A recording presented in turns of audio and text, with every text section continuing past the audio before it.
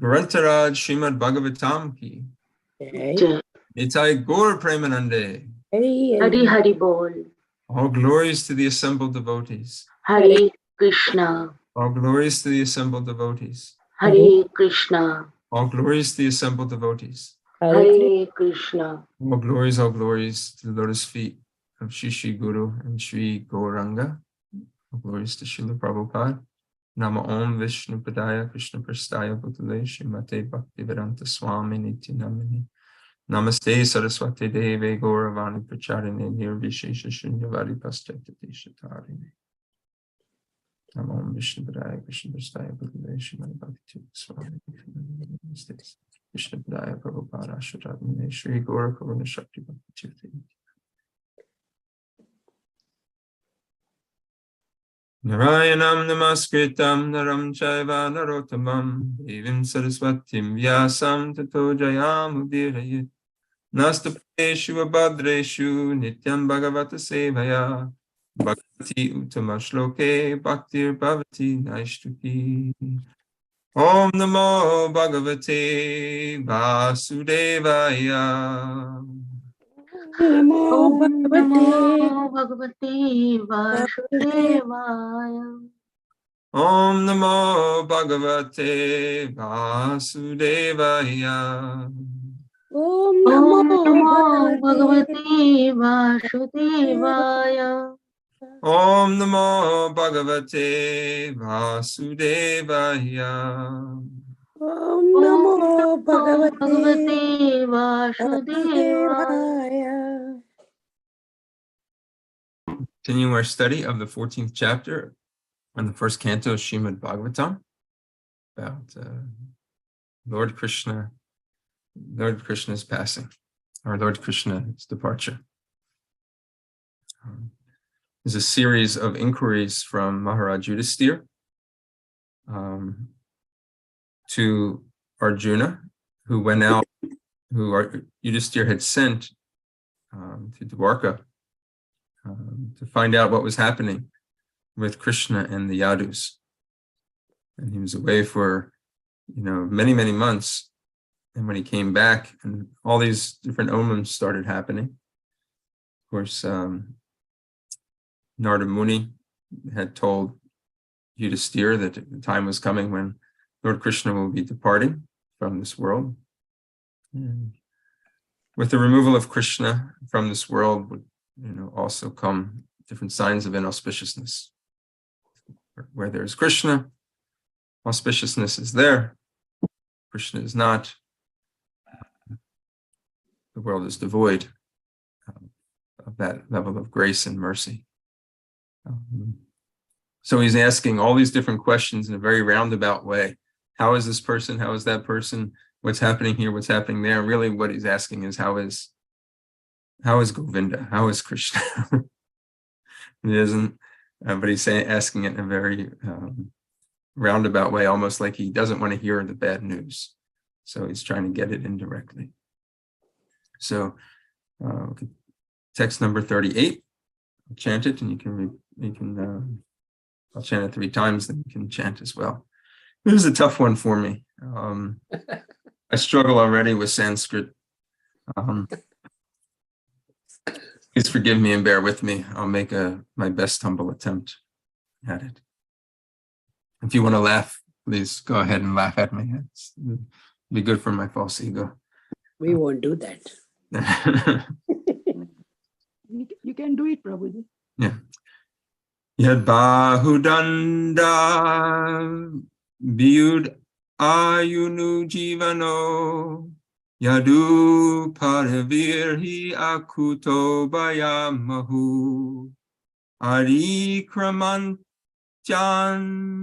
nagirbir ahritam balat sabdham sudharmam surasatramuchitam yad bahudanda biyud dayanu jivano yadu paravirhi akuto bayamahu hari kramantyan ribir aritam balat sabham sudharmam surasattamochitam yadbahudanda Biyudayanu jivano yadu paravirahi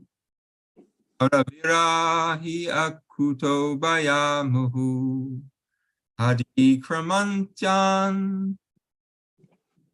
agrabir aritambalat sabdam sudharmam surasatamochitam.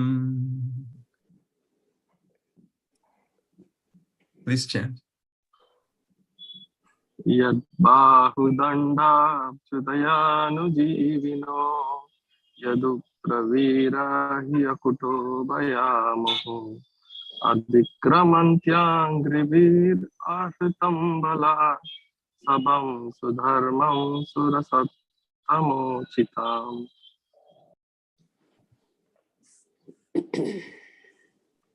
Hare Krishna. Yad bahudanda payadayanu jivano yadu pravirahi akuto bayomuhu adikramanti agribihir artam balat sabam sudharmam surasatamochitam. Hare Krishna. I hope now I know you feel better about yourself after me reading. Thanks, Bob, for trying this one. It's a tough one. Yadbahudandayudayat divino yadu pravira hridakto yadu pravirahi akudo bhayamuho adhikaramantya agnihrivir artam bhalat sabham sudharman surasattamochitam.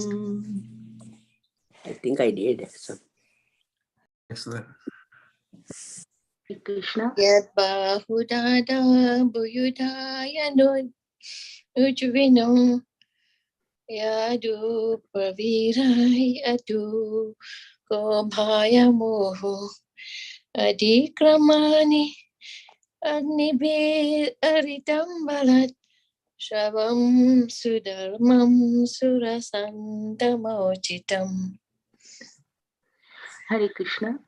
Yad bahudanda vayudayano divijino yadu pravirahi akuto bhayo moho adhikramanti angrivirahitam balat shabham shudharmam shurashattomochitam.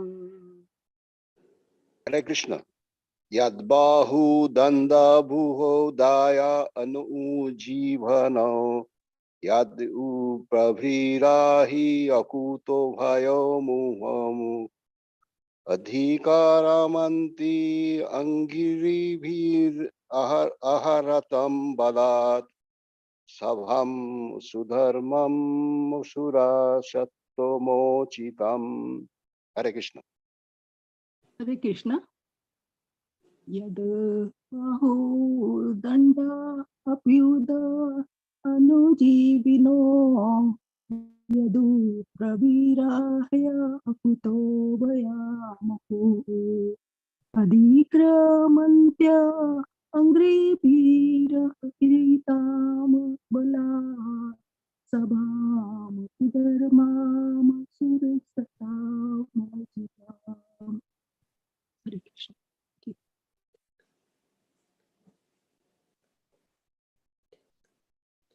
Okay. Anyone else? We'll move on to the word for word. Thank you, Mother Shobharati. Yat, whose, Bahudanda, arms, Adayudaya, influenced by, Anujivanaha, always living. Yadu, the members of the Yadu dynasty. Praviraha, great heroes.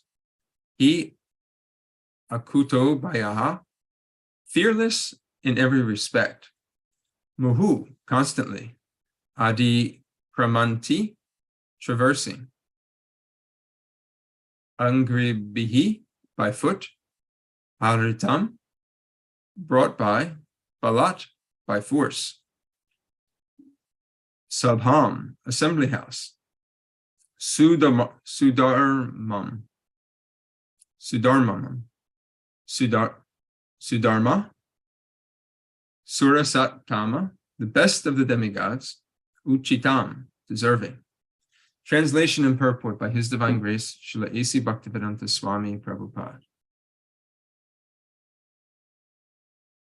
The great heroes of the Yadu dynasty, being protected by the arms of Lord Sri Krishna, always remain fearless in every respect. And therefore their feet trample over the Sudharma assembly house, which the best demigods deserved, but which was taken away from them.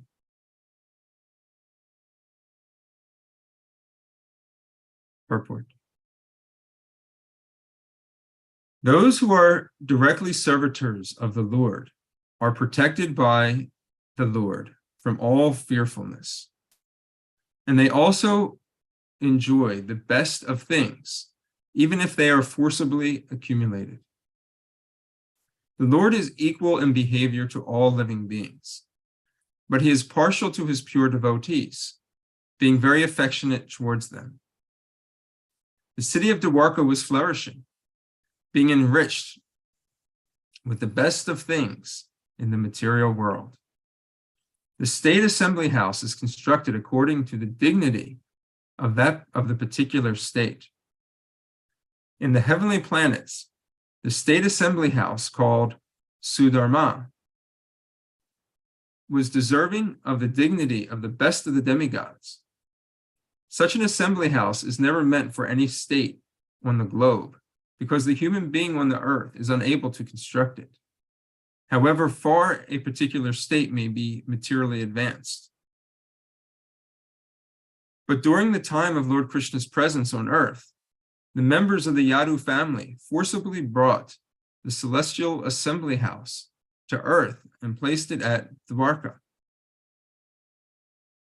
They were able to use such force because they were certain of the indulgence and protection of the Supreme Lord Krishna. In other words, the Lord is provided with the best things in the universe by his pure devotees.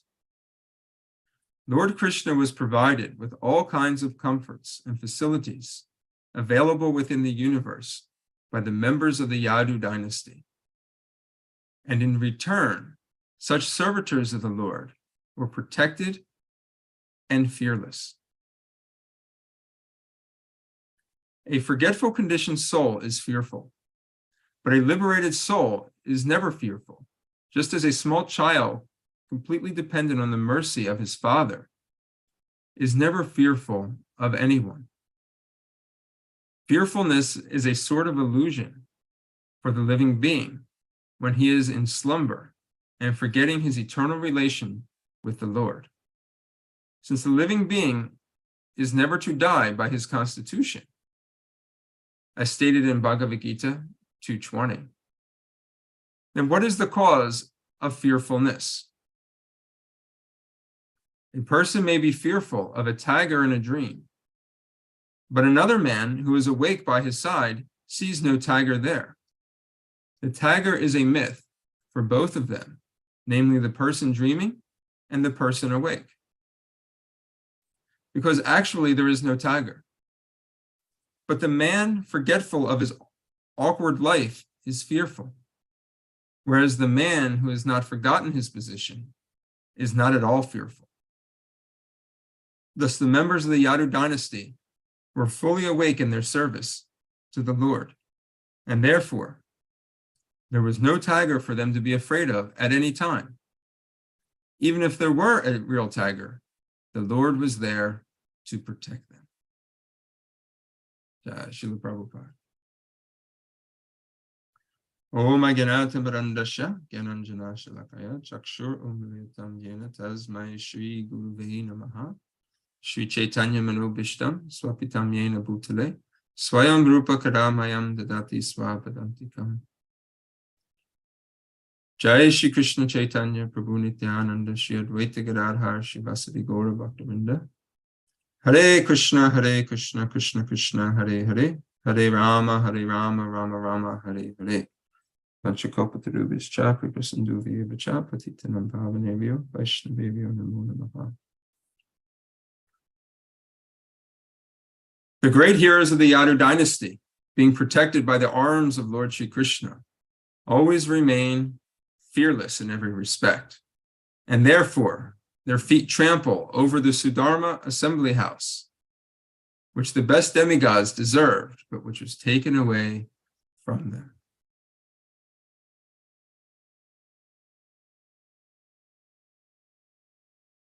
It's a great purport by Srila Prabhupada, another amazing purport. And the couple points that are made here. One is the devotees offering opulence to the Lord. Another is about how to become fearless and by taking shelter of the Supreme Lord. So I wanted to discuss that briefly. And it reminded me of a time when I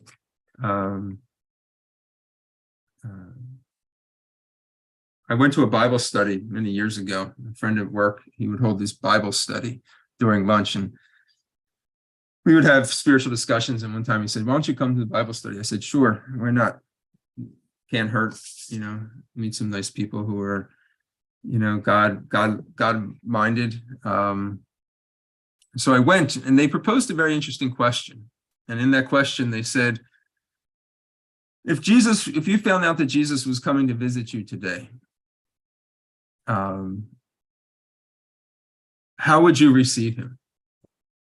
And they gave two options. One, you let him into your house, knowing that your house may be in disarray. There may be clothes all over the place. There may be not a proper place for him to sit. There may be, the kitchen may not be cleaned, and there may be pots sitting in the sink from the night before, and the children's rooms may be not tidy. And you basically say to him, "This is who I am. You know who I am. Accept me how I am. Because I am broken, and I know ultimately your love for me surpasses any material shortcomings that I may have." So that was one option. And the other option was you go home and frantically you clean your house to be able to receive Jesus. So they went around the table and they asked each other, what would you do? I thought this was very interesting because both sides have merit. And one side, we know that Krishna knows, or God knows, Krishna knows within our heart as super soul, everything that is going on. There are no secrets to Krishna. Krishna sees everything, even our own thoughts, that go on. Krishna observes. So a lot of the people in the room, I think most of them, if not all of them, said that I would let God just see me who I am and accept me for who I am. And I really wouldn't do very much to change anything. And then I thought that this verse brought me back to this because it speaks to the heart of bhakti, which is that we want to offer the best of what we can to the Lord. And that is devotional service. Even if we don't have very much, whatever we have, if we give it to Krishna and Krishna is pleased, then Krishna gives us the ultimate abundance, and that is spiritual protection. We hear about the times when Srila Prabhupada was coming.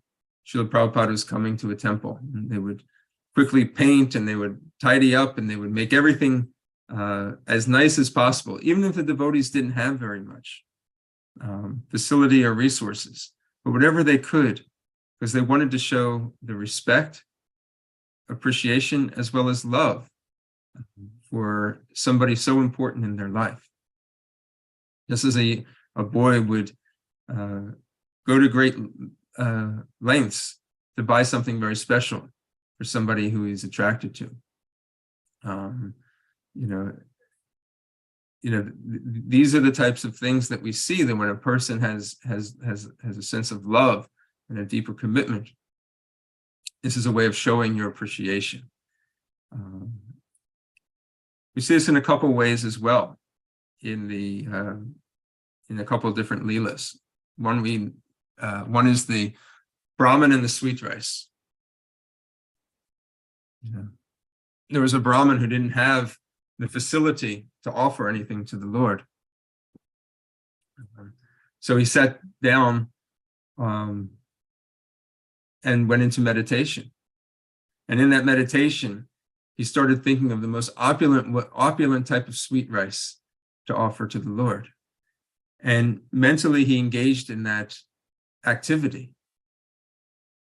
boiling the milk, adding the sugar, adding different spices, and adding the nuts, and adding the saffron, and stirring it, and cooking it just right.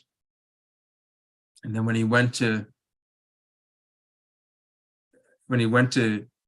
see if it was ready, he put his finger in there, and he actually burnt his finger, and his finger in reality was burnt.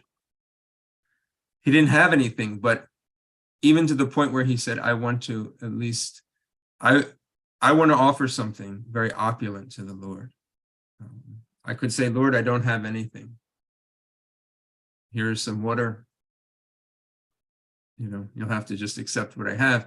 But he went to the extent of saying, I want to offer the best. And then he went, and even if it can only be in my mind, I want to offer the very best that I have. There's another story in the Leela in the Chaitanya Charitamrita. The Srimananda Brahmachari. He was a brahmachari. He didn't have very much to serve the Lord, but when he heard the Lord was traveling, he was traveling from Kulia to Vrindavan. And he knew that roadway may have been very difficult. So he sat down and he meditated that he was building a road, filled with jewels, and then on top of it, laid a bed of flowers, so it would be nice and soft for the Lord to travel on.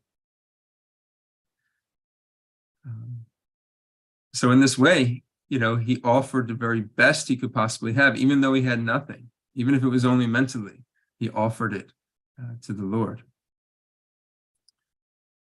course, in that pastime, she was trying to construct a road all the way from Kalia to Vrindavan. But when he got to a place called Kanai Natashala, he couldn't go any further. Even though it was only a mental activity, he couldn't go any further. And then he realized that he came out of his meditation. And he realized that actually the Lord had no desire to go to Vrindavan at that time, and that he was going to stop at this location. And then he realized that even if I want to give my very best, Krishna is still in control of where he goes. But these are two examples of, we should actually offer the very best to the Lord. And we see that the same is there with the Yadus. They brought this Sudharma, which was the assembly house or state house from the spiritual world, from the heavenly planets, down to Dwarka. When Dwarka was built, the different demigods. They brought different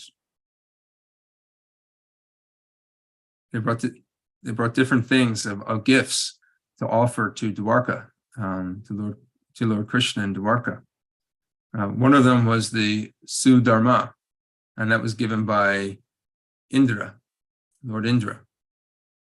You find this in Srimad Bhagavatam 10:50-54. Lord Indra brought Sri Krishna the Sudharma assembly hall, standing within which a mortal man is not subject to the laws of mortality. Indra also gave the Parijata tree. Interestingly enough, though, so it says here that the Yadus came to reestablish the Sudharma in Dwarka because they felt Krishna was deserving of it and they wanted to offer Krishna the very best. So at some point in time, the Sudharma was taken and returned to the heavenly planets, and the Yadus came and forcibly took it away. I don't know, I couldn't find any reference to that and what happened there. I don't know if any of the devotees here know about that, but it seems like that's what happened at one point.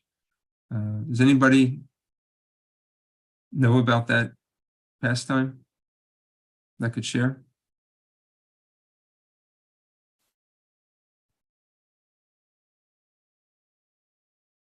If anybody can research it. I was going through Krishna book in 10th canto last night and couldn't find it, but it seems like that is what happened, because originally it was given by Indra, and then the Yadus later on had to come and reclaim it and bring it back to Dwarka. If anybody finds out anything, researches it, please let us know. I'll also ask around to the resources that we have. So this Sudharma, I wanted to mention really quickly because it's quite fascinating. There's a description given in the 70th chapter of the 10th canto of the Bhagavatam, as well as in the 70th chapter of Krishna book. I'll read a couple descriptions of the Sudharma. This is from Krishna book. Then the Lord would go to the assembly house known as Sudharma. It may be remembered that the Sudharma assembly house was taken away from the heavenly planets and established in the city of Dwarka. The specific significance of the assembly house was that anyone who entered it would be free from the 6 kinds of material pangs, namely hunger, thirst, lamentation, illusion, old age, and death. These are the whips of material existence. As long as one remained in the Sudharma assembly house, he would not be affected by the 6 material whips. The Lord would say goodbye to all 16,000 palaces, and again, he would become one and entered into the Sudharma assembly house in procession with other members of the Yadu dynasty. This is interesting. You know, Krishna had 16,108 wives, and he lived in 16,108 palaces with each of them. And in the morning, he would leave those palaces, and there would be 16,108 manifestations of the Lord. But when they exited the gate, they would merge into one form of Krishna. And then that form of Krishna would then go into the Sudharma assembly house. After entering the assembly house, he used to sit on an exalted royal throne and would be seen to emanate glaring rays of transcendental effulgence. In the midst of all the great heroes of the Yadu dynasty, Krishna resembled the full moon in the sky surrounded by multi-luminaries. Now it describes what took place in the assembly house. In the assembly house were professional jokers, dancers, musicians, and ballet girls. And as soon as the Lord sat down on the throne, they would begin their respective functions to please the Lord and put him in a happy mood. First of all, the jokers would talk in such a way that the Lord and his associates would enjoy their humor, which would refresh the morning mood. The dramatic actors would then play their parts, and the dancing ballet girls would separately display their artistic movements. All these functions would be accompanied by the beating of mridanga drums and the sounds of the veena, flutes, and bells, followed by the sounds of the muraja, another type of drum.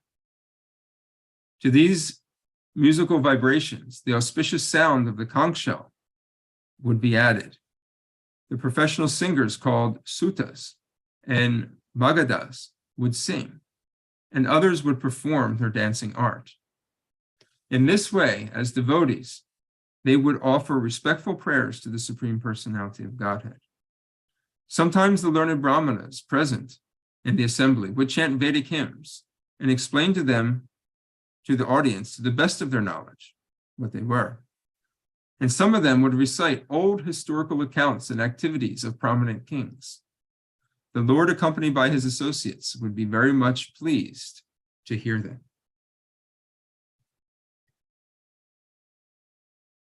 So this is some information about the importance of the Sudharma, how it gives shelter, as well as to anybody who is in it. And it also gave pleasure to Krishna. And this is basically the place where Krishna would come, his court, and people would come to see him. And when they came to see him, as we see, it just wasn't all politics. It wasn't just issues of the state. People came to offer, especially various artists, whether they were dancers, comedians, actors and actresses, ballet, musicians, storytellers, the whole gamut. And they would come and they would entertain and offer their art to Lord Krishna for his pleasure. And there's a significance to this, is that these things should be taken very seriously. And we should also think, if we have a propensity to do these activities, whether it be dance, music, humor, drama, storytelling, chanting of Vedic hymns, we should find ways in which we can do this for the pleasure of Krishna.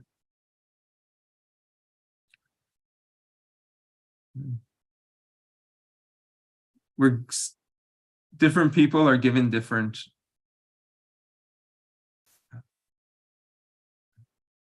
gifts, tools in their toolbox. And, how that's given is, based on our karma.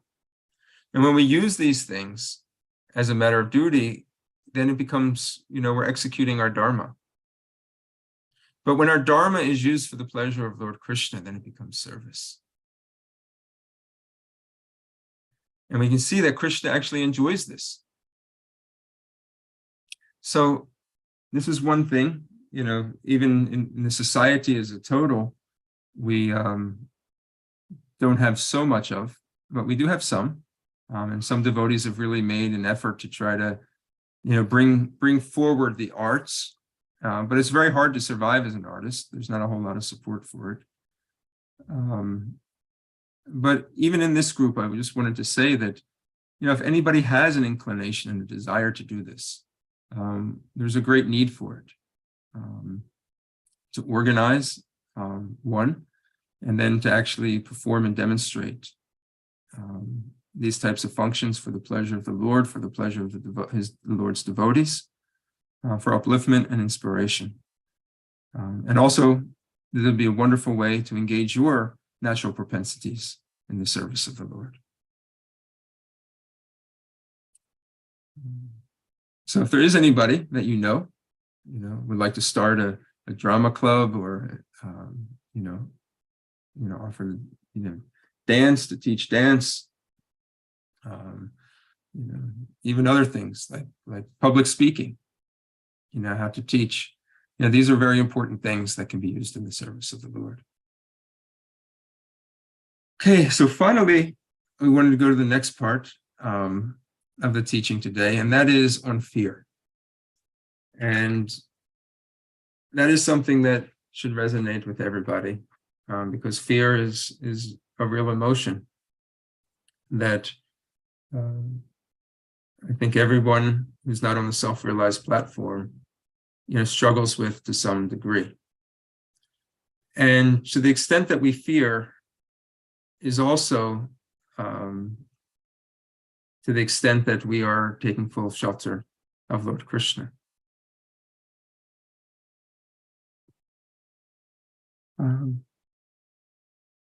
Srila Prabhupada, he makes it clear that fear is an illusion.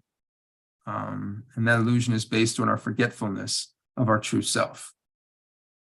And that we are materially attached, fear naturally comes.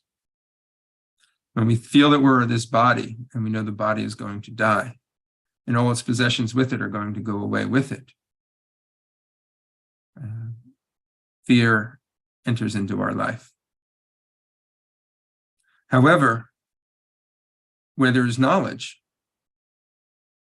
and that knowledge is that I'm an eternal soul, nothing belongs to me, and I'm fully aware that nothing, even if I have possessions that are currently related to my body and my situation, that those will change.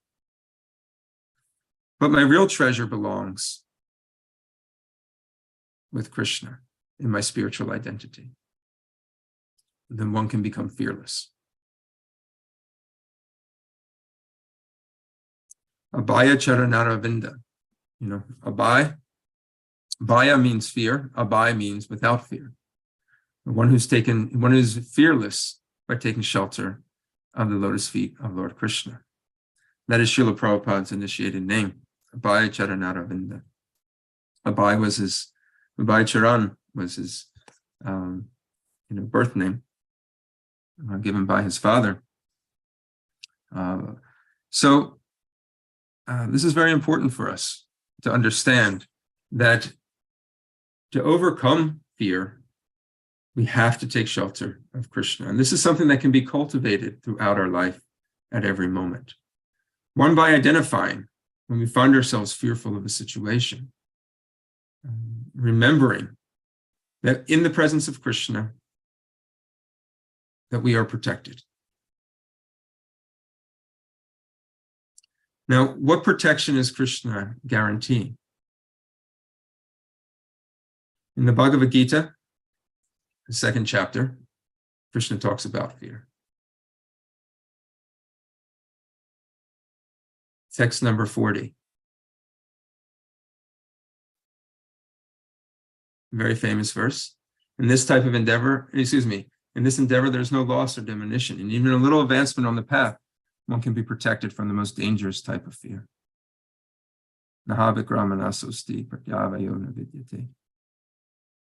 Krishna is assuring Arjuna that even if you begin this path of Krishna consciousness and make steps to come to me, you will be protected. And in that context, fear is being described as entering into an animal body, because in the animal body, one forgets who one is, and cannot reclaim one's spiritual consciousness. Animal life is a life full of fear. We watch any of the animal shows, you can see, animals are walking in the forest, and as soon as they hear a little noise, quickly they turn and they look. The deer goes down to the pond to drink some water, but at any moment, an alligator may jump out, grab and drag it in. A bunny rabbit is hopping around the grass, but constantly his eyes are big and looking around, because at any moment, a snake may pop out of the grass, and swallow it. Basically, you're a meal for somebody else. It's dinner for tonight, and you have to survive. So when in the survival mode, there's surely fear at every step. And in this material world, there's danger at every step. But when we're in communion with the Lord, regardless of how difficult things may be in life, we can understand that the Lord's protection, that we will not forget the Lord. And when we are always in remembrance of the Lord, despite how difficult situations will be, we will be rightly situated in our spiritual constitution. Fear comes in different ways. I wanted to just talk about 3 of them really quickly. Physical, loss of body. People fear death. That's why Srila Prabhupada quotes this verse, 220, from the Bhagavad Gita. Another famous verse basically says that, for the soul, there's neither birth nor death at any time. It has not come into being, will not come into being, and has never come into being. It is primeval, it is immortal, it is not slain when the body is slain. And that is Sambandha Gyan. That is the fundamental knowledge that one has to live with if one intends on being fearless in this material world. That I am spirit soul, and the spirit soul cannot be damaged. The spirit soul cannot be hurt. Our attachments of things are with the body, which are real to us, are ultimately part of the illusion. We fear the loss of wealth because our security oftentimes we tie to wealth. We may fear health and sickness, that the body will age and have so many different problems, or premature sickness. Fear loneliness, being without other people. Who will I talk to? Who will care for me? These are real things in life as we struggle with our identity as being a material being as well as being a spiritual being. Krishna's solution is you have to fully identify with your spiritual identity. Mentally, we fear our insecurities, our failures. We have the fear of being rejected. We have the fear of people knowing who we really are and not who we try to portray who we are. The fact that others may know more than we do. The fact that others may be better at things than we are. We fear those things. So oftentimes we put up a particular front or posture. And this is an aspect of false ego. Another word for this is insecurity. When we are secure, there's nothing to fear. When we are insecure or not secure, there is a lot to fear. Spiritual knowledge is so powerful, it's telling us that actually what you are fearing is really not real. And even with our body, if there are many faults that come along with it, that is not the way Krishna is judging us. In fact, in front of Krishna, Krishna wants us to basically strip away our falsehood, our false ego, and show who we really are.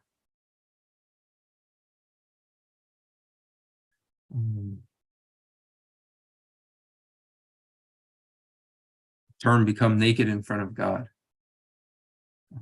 God, this is who I am. And that goes back to the original, when I was with the Christians in the Bible study, when they said, that's why I just want to show God who I am. So there's merit to that. At the same time, we should offer Krishna the very best that we have. Lastly, I want to bring up a point of fear that Krishna brings, that Srila Prabhupada brings up in the 4th chapter, verse 10 of the Bhagavad Gita. And the verse is being freed from attachment, fear, and anger, being fully absorbed in me, and taking refuge in me. Many, many persons in the past have become purified by knowledge of me, and thus they attain transcendental love for me. And in this purport, Srila Prabhupada describes there's another type of fear, and this is fear of a personal God, or personal existence for eternity. And Srila Prabhupada explains that retaining personality frightens people, especially after being materially absorbed for such a very long time and suffering from that material identity. They want freedom from this aspect of personalization. So they desire to merge into the void of impersonalism. Because they understand that, like, what came with what they identify as personality, relationships, their body, their attachments, all came suffering.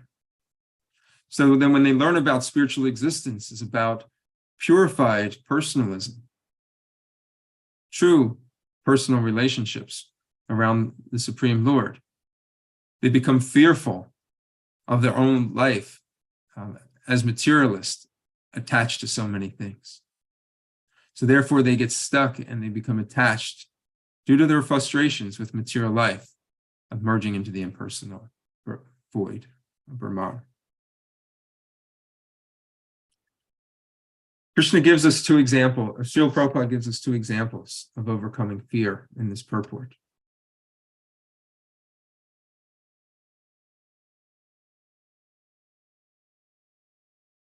The first is a child who's in the presence of his father. We can think about that for a moment and see what Srila Prabhupada is trying to show us. When a child is in the presence of the father, there's nothing, no one that can harm him. There may be a bully around. The bully's not going to do anything to get the child. He knows that he's in complete protection. So when we're standing besides Krishna, when we carry Krishna with us at all times, thoughts of Krishna, chanting Krishna's name, pictures of Krishna, songs of Krishna, when we're surrounded by that, we'll have that sense of security that Krishna is with me and I have nothing to fear, just as a child has nothing to fear, like being around an older brother or a father. Now, the second example is that of the tiger in a dream. And this is the protection given by Krishna in the form of knowledge. Being able to distinguish illusion from reality. And even though we have material activities to perform here, duties to perform, the understanding that I am a spirit soul and I'm eternally servant of Krishna. And Krishna loves me and is my well-wisher. That will actually carry us through any type of difficult problems. And that's what Krishna is telling us here, that for a person who's in a dream, he's being attacked by a tiger. And in that dream, he actually believes his life is in danger. The tiger is getting closer and closer, and you can feel the footsteps of the tiger coming closer, and he feels his life being stripped away. He's going to be ripped apart to shreds. His body may even be moving around while he's sleeping in fear. But then all of a sudden he wakes up and he realizes that there was no tiger. It was just an illusion.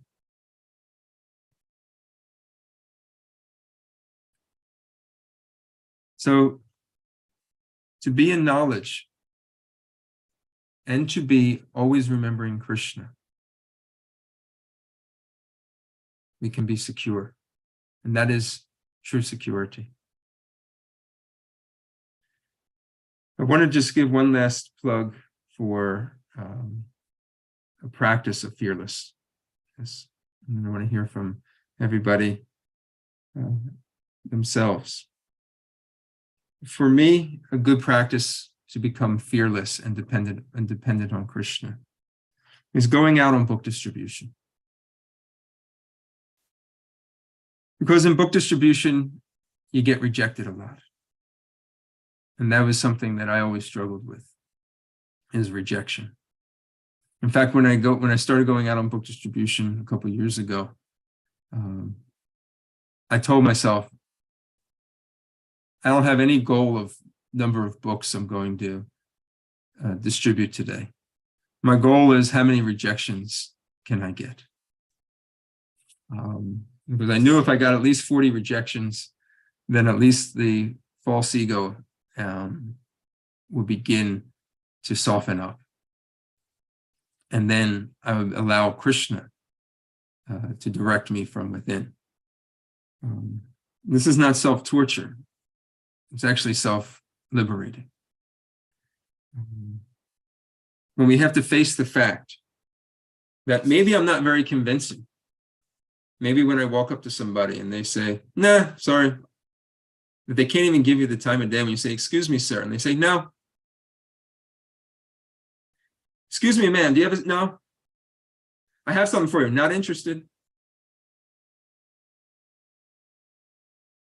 And when you begin to believe that, really, I'm just out here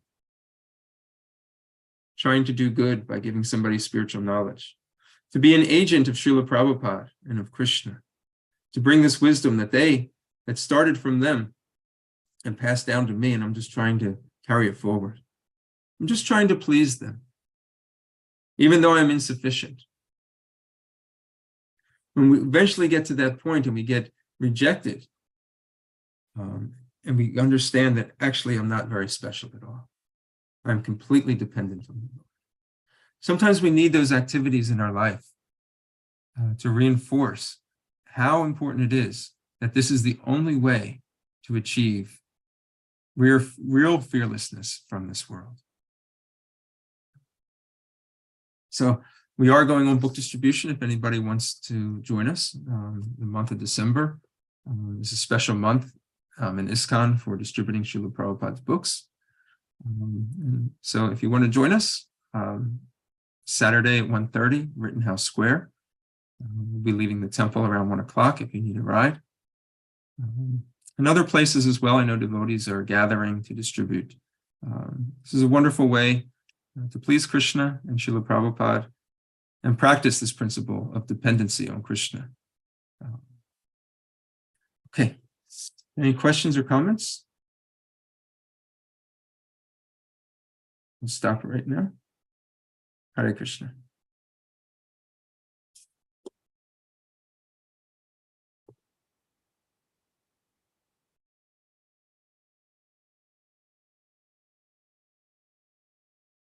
Fear is a real thing.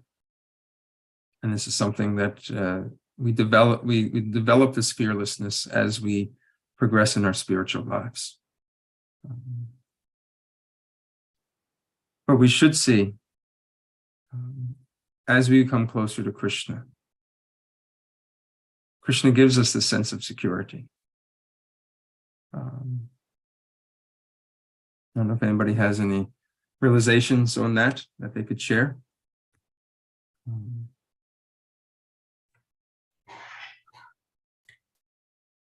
Yeah, like you said, Prabhu, I think as we come closer to Krishna, as we start to understand that that nothing is in my control, I think that is the way I have realized it is, all these endeavors, all these trials that we are doing, it's not because of me that anything is happening, it is Krishna's will. And so knowing that it's up to Krishna whether or not I should have something, get something, does relieve that anxiety. And if I'm still feeling anxious, then I now understand it's because I'm still holding on to that need for control, that thing that I can control something. When I let go, I feel relieved, but it's not, I'm not always able to let go. I'm still trying to control things. So definitely the more we let go, the more we understand that he's in control, we feel that much secure. And the other fear that you were talking, Guru Maharaj is always talking about hitting the pavement. You've done it and I haven't. That is just one thing that I am not able to even get myself to.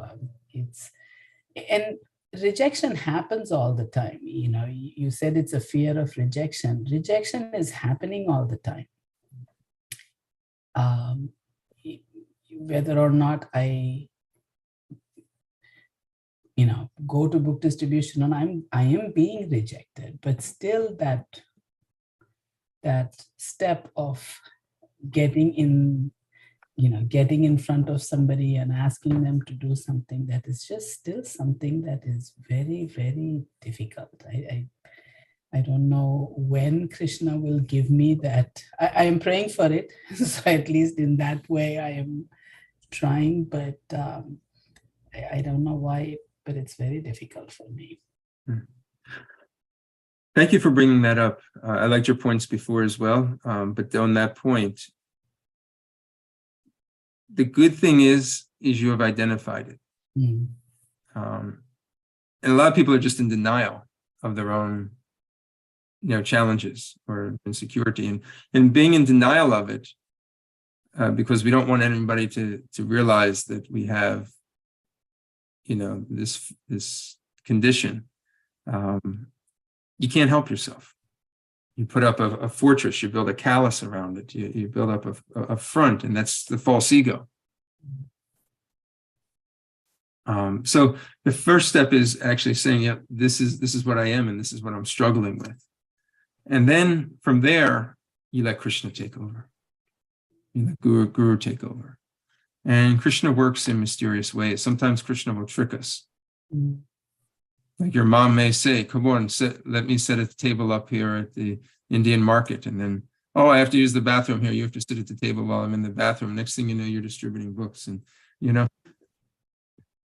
Krishna may trick you in a way, but you've identified that. And if you have the desire, Krishna will help you overcome it. Because fear is something that we can practice. When we're in a fearful situation, we can think, Krishna, please save me. Krishna, please help me overcome this. Krishna, I'm struggling. That's what Draupadi did. When Draupadi, came to the point of helplessness, she was fearful. I mean, she was going to be, completely disrobed and stripped naked. Krishna, throw her hands up. Krishna, help me. Book distribution. If we were all given $100 bills instead of Bhagavad Gitas, and we said we're going to go out and we're going to distribute $100 bills to people, that fear wouldn't be there. We'd say, excuse me, sir, I have a $100 bill for you. They wouldn't say, no, no, no.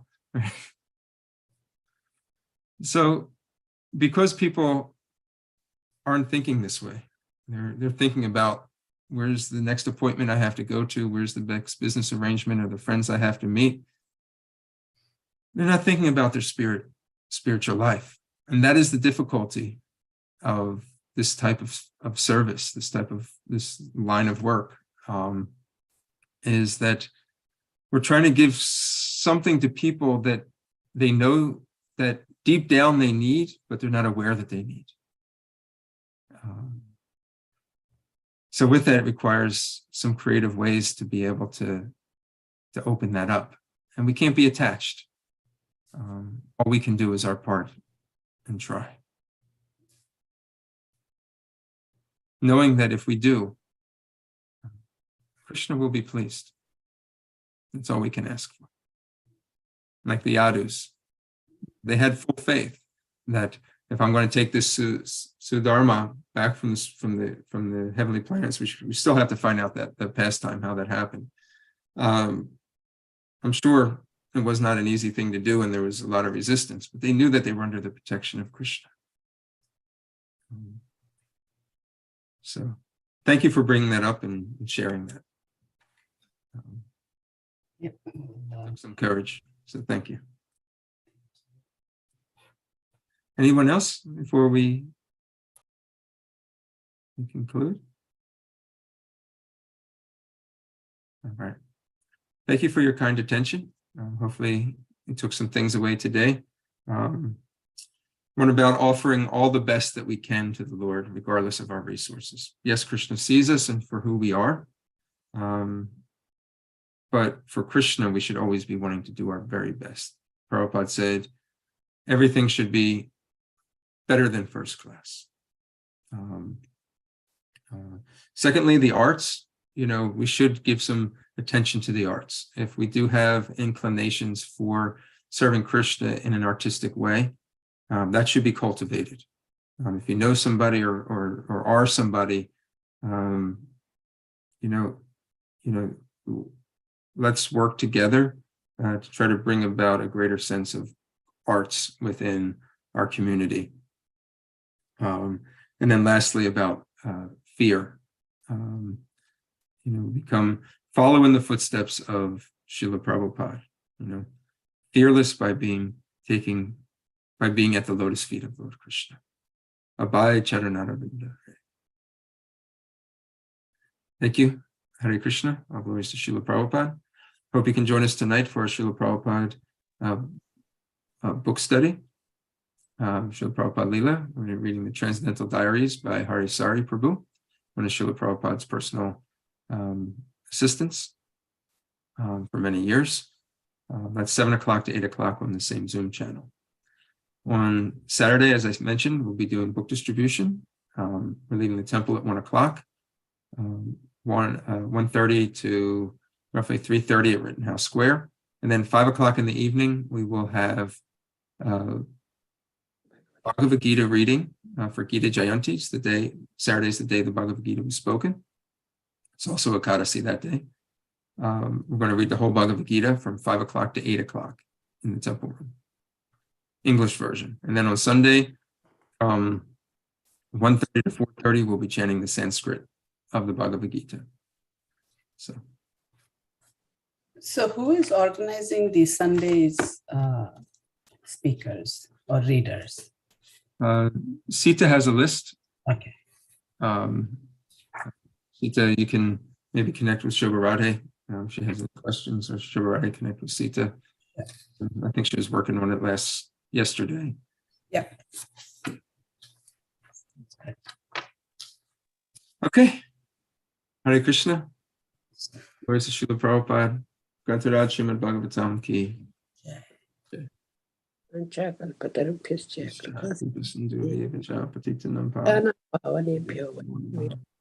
Hare Krishna.